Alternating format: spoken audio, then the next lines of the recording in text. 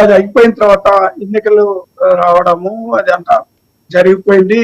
మళ్ళీ ముఖ్యమంత్రిగా అయిన తర్వాత మీకు తెలుసు కదా, సమయం ప్రజల్లోకి ఎక్కువ వెళ్ళేదానికైనా లేదా ఇతర అంశాల మీద కన్నా పరిపాలన మీద దృష్టి ఎక్కువ ఉంటుంది ఎప్పటికైనా సరే. ఖచ్చితంగా పోటీకి వెళ్తారు. కానీ ఈ లోపల తెలుగుదేశం పార్టీ నాయకులంతా పోయి మరి ఎవరైతే జగన్మోహన్ రెడ్డి గారి మీద దాడి చేశారో, కత్తితో పొడిచారో వాళ్ళ ఇంట్లో పోయి కూర్చొని రాజకీయం ఎందుకు చేశారండి వీళ్ళు? వీళ్ళ పాత్ర అందులో లేకపోతే ఎవరు వెళ్ళారు? ఒక మాజీ ఐపీఎస్ అధికారి వెళ్ళాడు, ఆయనకి తెలుగుదేశానికి సంబంధం ఉందంటారా? ఏబి వెంకటేశ్వరరావు గారు ఎందుకు వెళ్ళారు? ఆయన ఏమి తెలుగుదేశం పార్టీ కార్యకర్త, అధికార ప్రతినిధి కాదు కదా సార్.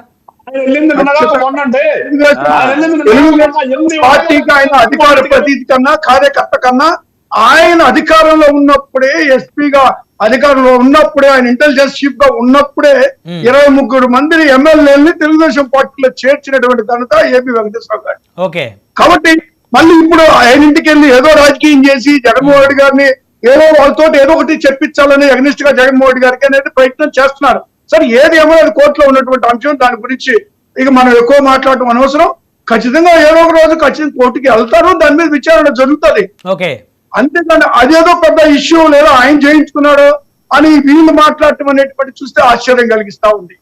నేను అందుకే చెప్పాను కదా, మరి ఆ రోజు ఎన్టీఆర్ గారు కూడా చేయించుకున్నారా అని. చేయించుకున్నారు స్టేడియంలో ఎన్టీఆర్ గారు చేయించుకున్నారా? దాన్ని కూడా అలాగే భావించాలా మనం?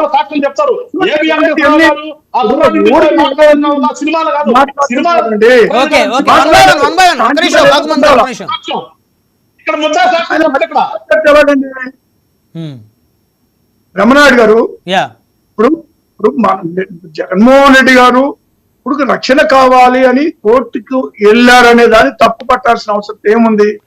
జరిగిన సంఘటనలు తప్పు పట్టాలి అదేనండి. ఇప్పుడు ఈ మధ్య జరుగుతున్న సంఘటనలు మనం చూస్తానున్నాము కాబట్టి అదనంగా కొంచెం సెక్యూరిటీ కావాలి. ఇప్పుడు మనం ఈ చర్చలో గతంలో రాష్ట్ర వ్యాప్తంగా ఇప్పుడు ఒక విషయం అండి, ఇప్పుడు ఇందాక మనం ఎవరైతే డిస్కస్ చేసుకున్నామో పరిటాల రవి గారు, వంగవీటి మోహన్ రంగా గారు, వారిద్దరూ ముఖ్యమంత్రిగా పని చేయలేదు. సరే, బహుశా వాళ్ళిద్దరూ బతుకున్నట్టయితే ఆ స్థాయికి వెళ్ళేవారేమో. అది ఇంక ఇప్పుడు లేరు కాబట్టి ఆ ఎపిసోడ్ అనవసరం మాట్లాడటం కూడా. జగన్మోహన్ రెడ్డి గారు ముఖ్యమంత్రిగా పనిచేసిన వ్యక్తి, మళ్ళీ ముఖ్యమంత్రి కావడం కోసం ప్రయత్నం చేస్తున్న వ్యక్తి కాబట్టి ఆయన నాకు రక్షణ కావాలి, నాకు ప్రాణహాని ఉంది అని చెప్పేసి ఆయన కోర్టుకు వెళ్ళినప్పుడు దాన్ని మనం సీరియస్గా పరిగణించాలి. ఒక మాజీ ముఖ్యమంత్రి ప్రాణానికి సంబంధించి రక్షణ వ్యవహారం గనక మనం సీరియస్గా పరిగణించకుండా మనం గనక దాన్ని కామెడీగా మాట్లాడితే అది నిజంగా దురదృష్టకరం. ఇంకేం చెప్పలేను. బ్రహ్మనాయుడు గారు, ఇప్పుడు సాక్షాత్తు ఈ రాష్ట్రంలో ఉన్నటువంటి ముఖ్యమంత్రి మరి చంద్రబాబు నాయుడు గారే మరి ఆయన భూస్థాపితం చేస్తామని ఒక పక్క మాట్లాడితే, మరి ఆయన చూస్తే మరి ఆయన సోదరి గారు అక్కడి నుంచి ఆయన ఏం మాట్లాడారంటే ఆయన మాట్లాడారంతే కదా. బుచ్చయ్య చౌదరి గారు ఏం మాట్లాడారు చెప్పండి? ఎందుకు చంపకూడదు అని ఇలాంటి మాటలు పెద్ద పెద్ద నాయకులు ఇలా మాట్లాడుతూ ఉంటే మరి ఇది రెచ్చగొట్టలేదు.